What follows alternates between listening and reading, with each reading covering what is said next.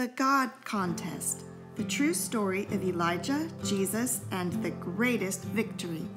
Written by Laferton, illustrated by Catalina Echeverri. For my friend Eden Grace, read by Gigi. Warning, this book contains a very, very big fire. There are all sorts of contests. Spelling contests, singing contests, sewing contests, sporting contests. But this book isn't about any of those contests. It's about the God Contest, a challenge to find out who the real God was. Ahab and Jezebel were king and queen of Israel. They thought Baal was the real God. They said Baal made food grow. They said Baal made babies grow. They said Baal was super powerful. Loads of people joined Team Baal. Elijah was just an ordinary guy. He told the people of Israel that Yahweh was the real God and that he was one of Yahweh's messengers. Elijah said Yahweh had made everything and ruled everywhere and loved everyone. He said Yahweh had rescued their great-great-great-great-great-grandparents from Egypt. He said Yahweh had given them their land and their laws. But not many people joined Team Yahweh.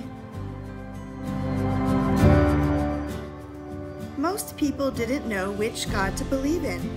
Maybe Baal was the real God. Maybe Yahweh was. Maybe both of them were. Maybe neither of them were. How could they decide? Elijah had a good idea. It was time for a contest, a God contest, on a mountain called Mount Carmel. All the people came to watch the God contest. Elijah said to them, "How long are you going to take to make up your mind? If Yahweh is God, then follow him. But if Baal is God, then follow him. It's time to decide." Elijah explained the rules. I'll chop up some wood and some people from Team Baal can chop up some wood. We'll each put a dead bull on our wood. Then they can ask Baal to prove himself, and I'll ask Yahweh to prove himself. The God who can set the bull on fire, he's the real God. He'll be the winner of the God contest. Team Baal went first. 450 of them shouted to Baal. They kept shouting to Baal. They shouted to Baal for hours. Nothing happened. They danced around their wood. They kept dancing around their wood.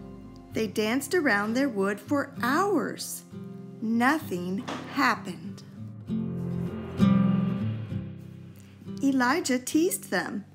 Maybe you need to shout louder. Maybe Baal is busy thinking. Maybe he's on the toilet. Maybe he's away from home. Maybe he's asleep. Team Baal shouted louder and louder and louder. From lunchtime till nighttime, they shouted. No answer, no fire. Nothing happened at all.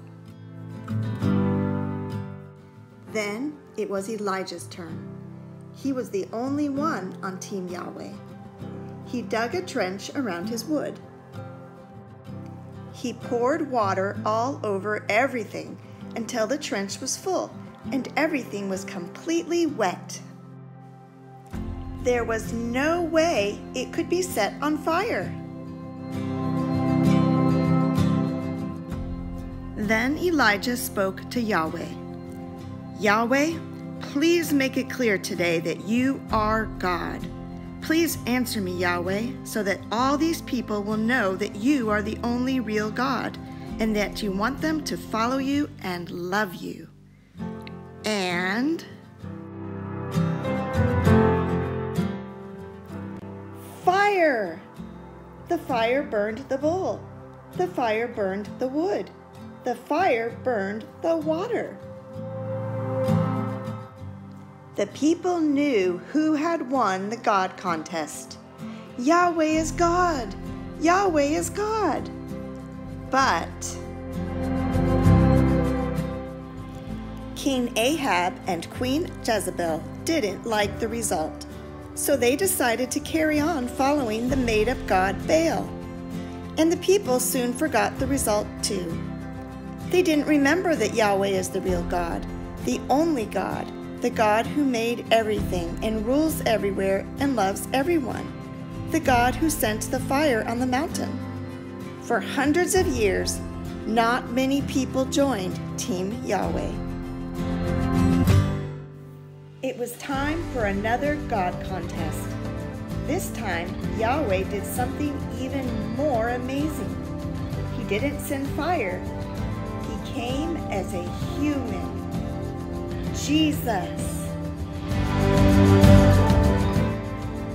Jesus said he was Yahweh. Jesus showed he was Yahweh. But people weren't sure. Maybe Jesus was the real God, but maybe he wasn't. Maybe there were lots of gods, or maybe there was no God at all. How could they decide? It was time for a final God contest on another mountain called Mount Zion. Jesus explained the rules. I will come back to life after I have died. Then you'll know I'm Yahweh, and then I'll give life forever to everyone who is on my team. So Jesus let people kill him on a cross. Jesus was placed in a tomb on the side of the mountain. He was completely dead. There was no way he could ever be alive again. And for 3 days, nothing happened. It looked like Jesus had lost the God contest. And then life!